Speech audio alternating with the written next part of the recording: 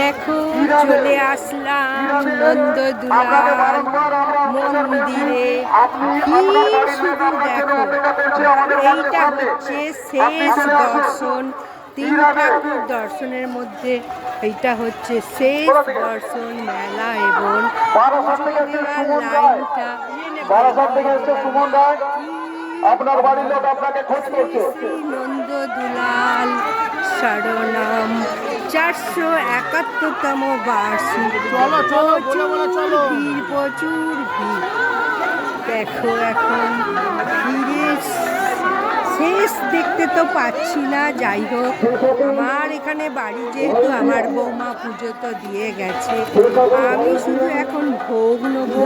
ফ্রিতে ভোগও সব জায়গায় দেওয়া হচ্ছে, খাওয়া দাওয়ার কোনো রকম অসুবিধা নেই।